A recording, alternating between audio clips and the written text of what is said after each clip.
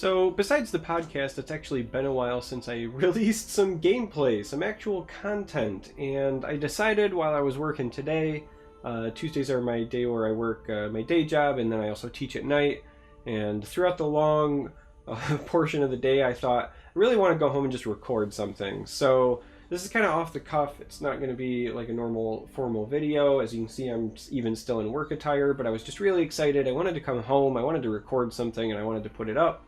And I thought, I haven't played Lethal Archer in a while. I certainly haven't played Unstoppable Rage Archer in a while. So we're going to try like a Lethal Rage hybrid. This is a fresh list. We're going to play 2 games, win or lose. So this might go horribly. But again, I just wanted to record something. So yeah, quick overview of what we're planning on taking to the ladder. We got some Cycle. And since we're running some Cycle, we're going to throw Ungulum in. He also makes some sweet lethal creatures. We have the Archer's Gambit for mobility with our Unstoppable Rage, but also because it interacts amazing with lethal.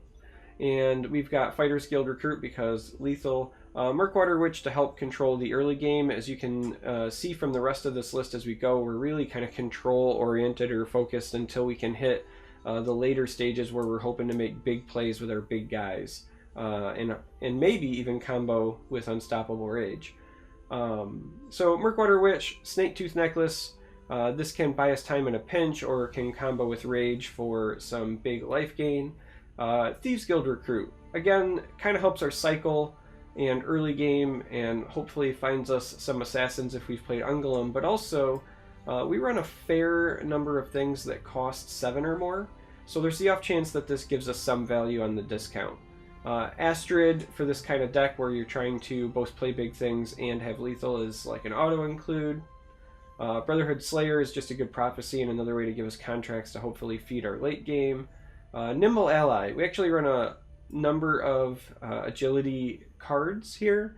So we've got a better than 60% chance at, base to trigger this. I say at base because obviously as you play the game, that chance might go down. If you draw all your green cards, then it becomes less and less likely you'll trigger it. But the truth is, with the number of agility cards we're running, it's going to be pretty rare that this isn't at least 50% or better. So solid include, when it does trigger, has all of our lethal synergy, but it also is just a huge body that trades well. It eats Hive Defenders. When this thing triggers, it's one of the best 3 drops in the game. Only running 1 crossbow because I don't want it to like plug up my hand. I could see an argument for maybe fitting in 2, but again, this is an unrefined list that we're just throwing together. Crossbow works great with lethal. It even works great on Brotherhood Slayer. It works the best on Astrid, obviously, but good stuff. Sanctuary Pet because lethal and control. 2 Fell the Mighties for hard removal. I'm only running 2 right now, again, because I kind of don't want it to clog stuff up. Cliff Racer because it's great. Leaf Lurker because even though we are not running the Curse package, we do still have Rapid Shots. We do still have Murkwater Witches. We do still have like Thieves Guild Recruit and things that we can hopefully like dive into damage things. In a real pinch, we can even use the crossbow. So hopefully we have enough ways to trigger this to get some value out of it. Alina fits right in, and then finishers, right? So a couple of Child of Her scenes. I'm only running 2 of these because I think 3 is probably too many. Like, you want to play it and hope it sticks, but it doesn't provide too much value on its own. Belligerent Giant, however, is definitely worth the 3 of because of the amazing things it does. It kills support, it has breakthrough, does all the things that we want in this deck. We're running 3 Rages. I don't even know if 3's right. 2's probably correct, but 3 lets us be a little cavalier if we need to use 1 defensively, and it also increases our chances we get a discounted 1 by running the max count. 2 Vigilant Giants. I'm only running 2 of these for the same reason I'm only running 2 Childs. I could see an argument made for this potentially going up to 3, and then Tazcad. And that's the quick overview of the list. So, as I said, we're just going to go ahead and dive right into the ladder and see how this goes. I haven't played in a while because I've had a lot going on with all of the family stuff and hospital trips. So, wow, okay. I've decayed about 150 spots since the last time I was live, and even then that wasn't that great. So, yeah, now's the best time to meme, I guess, since we're kind of in the dumpster. Let's queue it up and see how it goes. Make sure we get my stat tracking ready to go for a neat project that we'll hopefully be sharing at the end of the month. I've been seeing a lot of archers on the ladder. Typically it's the mid-range variety, less the lethal, fair amount of rage. I think that people are playing it to combat the tokens matchup. Alright, so we get Scout right out of the gate. Now this is an interesting opener. Fel the Mighty, if it's ramp Scout, is probably solid. Astrid is always good regardless. And Rapid Shot Cycles, I think we keep this. He also mulliganed all 3 of his cards, if you didn't notice that, so there's a chance that he might have a bad starting hand, which could be good for us. So we're going to go ahead and keep this. The Rapid Shot is the thing I would consider throwing back, because it technically doesn't help us, like, by itself. We're also not like a traditional tempo archer. I don't need to like ring out a 2-drop, and we want to be reactive with this if possible. Again, even similar here, like I don't think I want to tempo out Astrid. Our hand is actually pretty reactive at the moment. So at 3, I was expecting a Tree Minder, and we did not see one. Alright. If I fall, we're gonna go ahead and play this and see what happens now. Now that he hasn't played anything, because now that we have Gambit, even if he plays something away from us, we can deal with it that way. We also have enough to, with the ring, play essentially Astrid plus Gambit if he plays a big threat.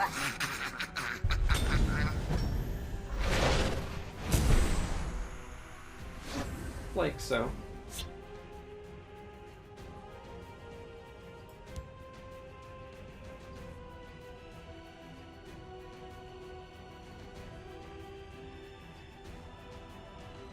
I'll lead my Yeah, I think we family take the to risk glory. here, just to just to set it up. We don't waste the Gambit here. Wasting a Gambit, like, we don't have anything to get the contracts for, right? Like, we don't have a Rage sitting in hand, so we don't need to prioritize contracts. And using a Gambit on these when you're against Scout and they have big fatties is like a really feels bad moment. So I don't think that's the play. I do, however, rather like putting Murkwater Witch here. Because if we do set up a Gambit at some point where this moves over, the Gambit could shoot this, and then this could trade into this and give us 2 contracts while also leaving that on that side of the board. And he's definitely gonna oh, I guess I'm wrong. I was gonna say he's definitely gonna look at loading the field lane there, but that would be incorrect. We haven't seen any ramp yet, so I'm kind of curious after seeing Moonlight Werebat now if he's even on ramp Scout at all or not. So before we commit to the Gambit play, let's see what we draw.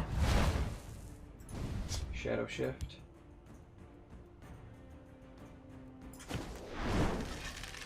Let's go ahead and do that. Take our contract. The void Let's go ahead and do this. Take our contract. And let's poke here. So the only other thing that I would consider doing is maybe ringing out a Fighters Guild recruit to protect this. A Leaf Lurker takes us out outright. A Sheer Point takes it out outright. Cliff Racer would as well, and again, we don't know what kind he's on, but he's more likely to be playing those first 2 than the latter, so I don't think that ringing this out is worth it. So I think we just pass. So the good news is we can do a lot if we draw expensive stuff now. Alright, so there is the Sheer Point. Not exactly a surprise. So we have one of our quote-unquote combo pieces now. And we have a fair amount of cycle as well. We're probably going to Fel the Mighty this anyway. It makes me really tempted to kind of want to rapid shot it. I'm not going to lie. Just to see what we draw. We don't want to use our Shadow Shift. We want to potentially set that up where we can play her scene and then Shadow Shift it over and Rage at some point. That's actually kind of a pretty big deal. Let's see what this gets us. Yeah, see, I'm relatively happy with that. Let's do that. The reason you want to save this is because this is one of the few things that are just straight hard removal for us, and there's going to be a chance where we need to use it on something bigger. So, like, we'll likely, I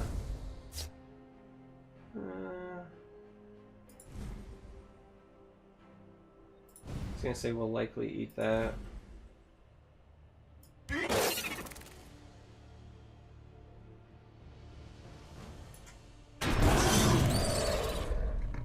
Bouncing it with Giant does let him ramp again, but it does, like, basically eat his whole turn. But we also don't have, like, an Unstoppable Rage to combo with this, so... I think we push some damage. We're not really worried about giving him cards. He's already got a bunch of cards. Go ahead and get rid of that. We're not gonna, like, out-resource him. So giving him one extra card, probably not the end of the world there. The forest is my strength and my courage.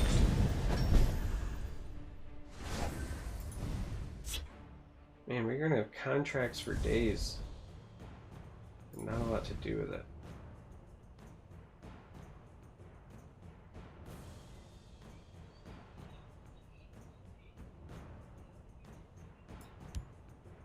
Alright, let's go ahead.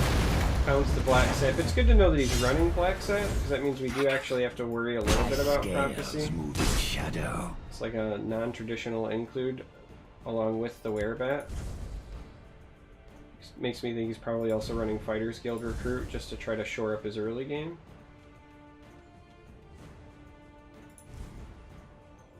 Really tempted to just use my contracts now to also play the Slayer, since at this point we're high enough in Magicka that we're not likely going to need to play multiples. Like, even if we keep the ring, right, that would make us at most ever have 13, 14, 15. I guess at 15 we could play Vigilant Giant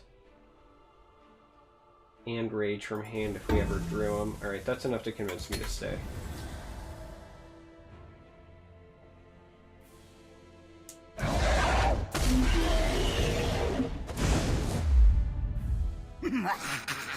Oh wow. Forest is my strength and my courage.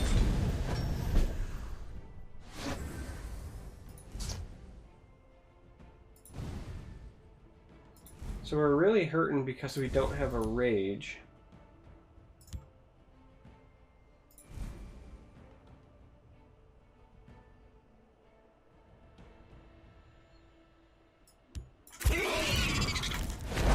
Just give me a name.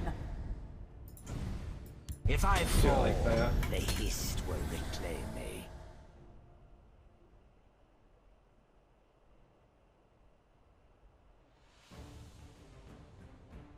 I mean, I fully expect my Your board to be storm is white. no match for mine. Because when does Scout ever not have Odavang when they have 12 Magicka, right? But assuming that they didn't have that, that would have been where that... Alright, so we're 2 turns away from a Rage Giant combo if we had a Rage. And I guess we play this to at least buy time.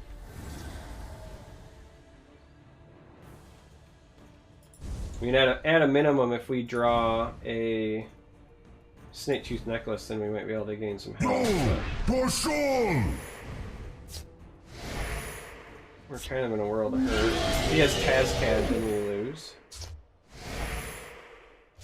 Teach you to mess with me. If I fall, the hist will reclaim me.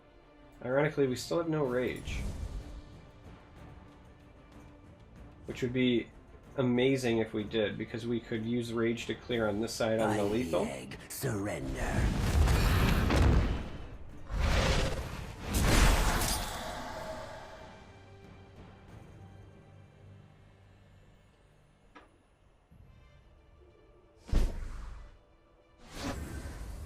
That's also still not a rage.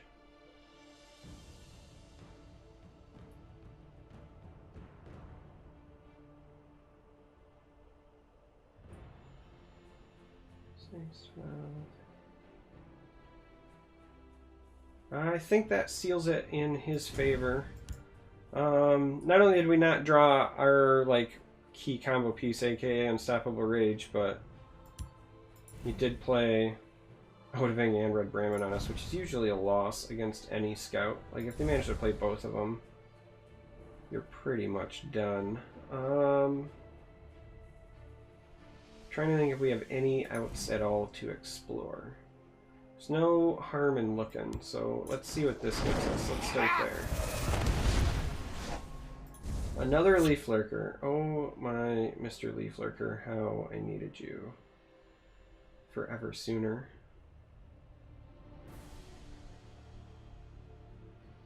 The Red Brahmins would have sealed it because I could have gained a fair amount of life off of that while also dropping a Vigilant over here. But again, double unique legendaries, as it turns out, are pretty good. Chaos!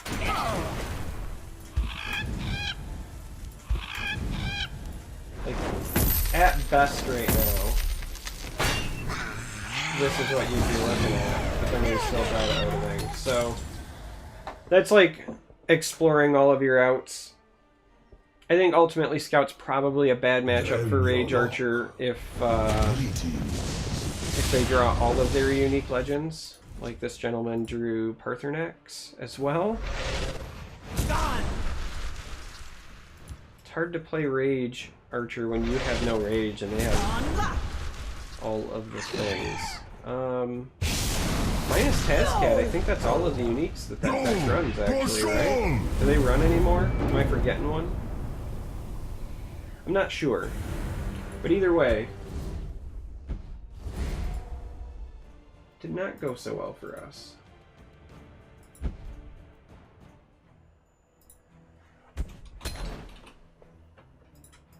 So let's go to game 2 and hope that we actually draw a rage, maybe? I mean, we did fine until he just drew all of the dragons.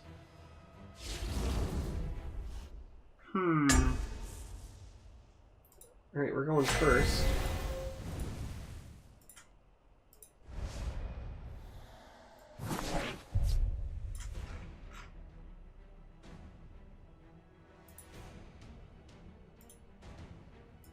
Alright, just getting my shame stats up as we drop to almost 500.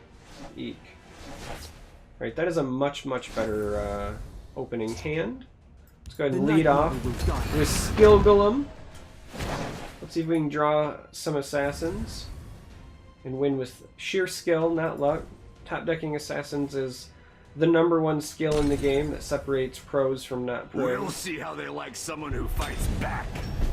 I say with 100 and complete seriousness. For the Black Hand. This makes me think it might even be like If I fall, Prophecy Battlemage. It's hard telling.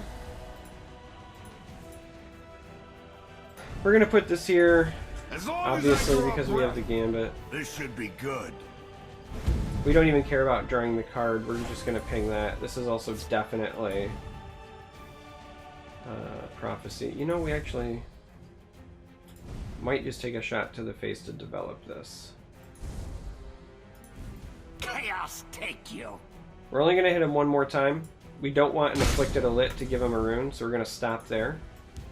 And we're going to risk taking a ton Yfra stands with me to draw some cards. If he swings with these two alone, we'll get to draw 2 cards, and then, unless he plays something like crazy outlandish, we should be able to clear his board. This value trades here. This by itself would clear this. And as long as this is still here, it could potentially 2-for-1.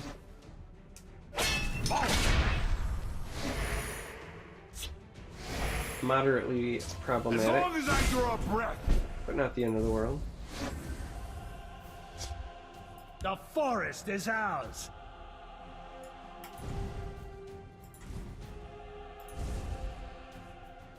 I mean, we could gambit and shoot this, and then we would just have this over here to potentially eat that. Because we could, like, rapid shot. I think we're going to rapid shot that anyway, because I want to draw the card. And it gets the ward off. It's just a question of what we want to do now. I think it's probably still value trade, still lockdown. Because there's no way he's going to, like, silence this to unshackle it and swing. Silence means we take less damage anyway. And any silence that he's running in Battlemage is going to kill this, right? You're talking about Earthbone Spinner. I guess that's not entirely true. He could run will not suffer your the presence. Earthbone My arrows shall fly bow. true. It's just Bone Bow, but it makes me think of Earthbone Spinner. The Earthbone Bow. Theoretically. Potentially. That's going to take that trade. Yeah, I think that's pretty obvious. See what this draws us. I think it's pretty safe that this can come on over here and play. That'll fire there. And unless he plays something to buff or firebolt this or something that's shenanigans, this will value trade here as well. So yeah, we took a risk earlier taking some damage, but we're pretty close to stabilizing, as long as he doesn't draw a shit ton of reach before we find like a snake tooth combo. like you. That's a good play for him. It's a very good play.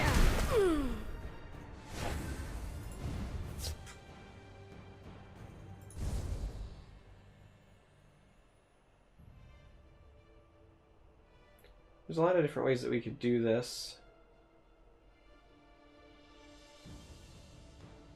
I feel like the best way, though, just to double up in case he does have some form of silence or removal, is to just do it like this.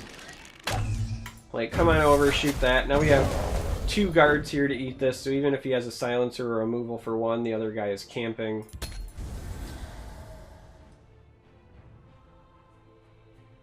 Just play patiently. Again, we haven't drawn an Unstoppable Rage, though. Kind of beats the entire purpose of this deck, but whatever. We're going to try to make it work. There's nowhere they can hide. I mean, at least we forced him over there. Do not test it, Dave. Sucks taking the damage, but let's see what that draws us. Leaf Lurker A. For the Black Hand. Let's take that trade. Your first stands with This me. will allow us to value trade over here, barring some kind of reach. Alright, so the downside is that we only have 2 Snake Tooths in the deck. I am But ready the to plus join side the is circle. that, This should be good. barring reach, we basically have him on lockdown at this point, right? So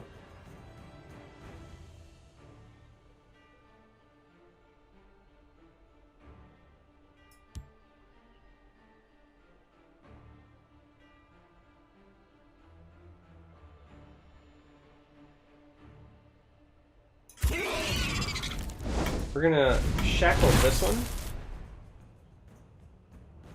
because this will trade here.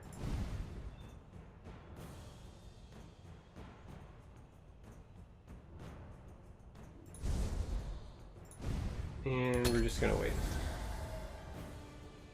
I don't think we want to crack runes just yet. I mean, I know we could have sent in a Cliff Racer, but Protect the Harbinger. that's a very timely draw. My scales Go ahead and do that and that.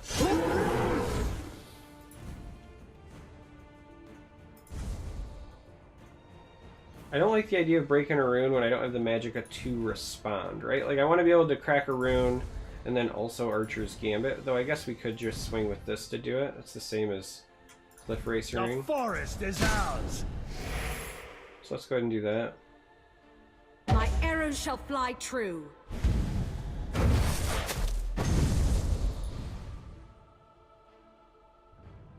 That's problematic. I really don't want to waste a Gambit on that. My scales We'll take him to 23 because, again, a Afflicted Elite will not self-trigger. And we're going to risk this. So we're only punished by this if he draws a battle mace off the top. Hey, look, it's an afflicted elite. Fire! Sometimes, gang, I don't want to be right, but we're just right.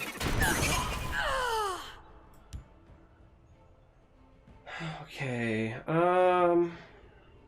lightning bolt is obviously a problem, but we have to get to a point where we're starting to, like, threaten lethal. We have the gambit to clean that up. The problem is if he gets another creature off of this prophecy, we don't have a good way to clean it up.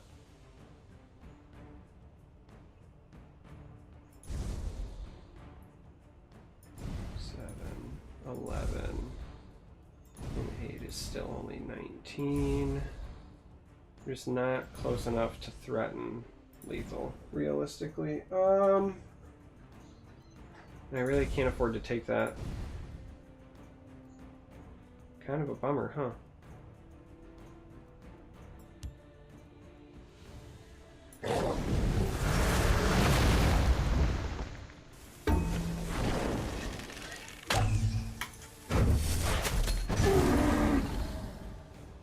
You just have to pray he doesn't have the reach, right? Wow. If he self-procs a lightning bolt here for the victory, Let nothing through. I would be so angry.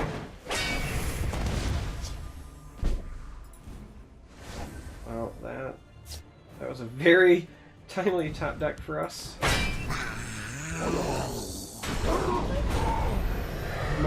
Much needed. I mean, yeah, we give him an extra card here, but...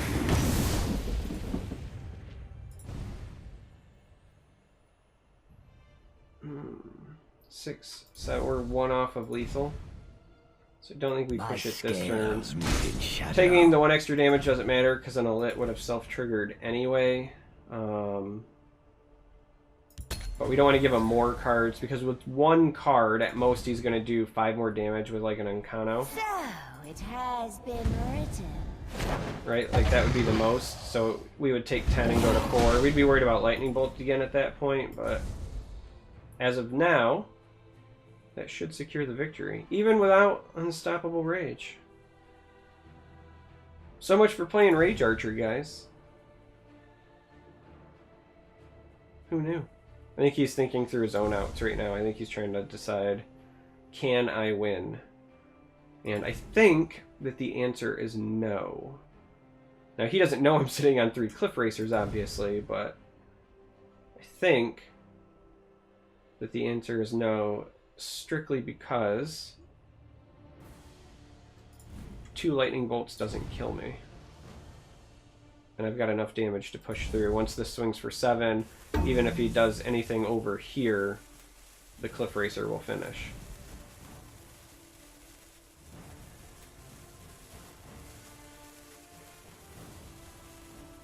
So like, he might be thinking, okay, if this swings for 7, I crack 2 runes, maybe he gets like double Harpy, right? Or like Bolt and Harpy, or anything that prevents this swing, and then he would have to pray that I don't have, you know, Cliff Racers or Tazcat or anything of the sort. But no. There he is. No hope. And we don't even have to use the Cliff Racer, because he doesn't hit a prophecy on the last one. So, alright, we lost the scout, but he played Unique Legends, and we played No Rages. We beat Prophecy Battlemage, but we also played No Rages. So maybe we'll play this deck again, and hopefully draw Unstoppable Rage for fun. So, yay! Content! I made stuff! Hooray! Hopefully you'll see more of it soon. As always, until next time, I love you guys, and may you walk on warm sands.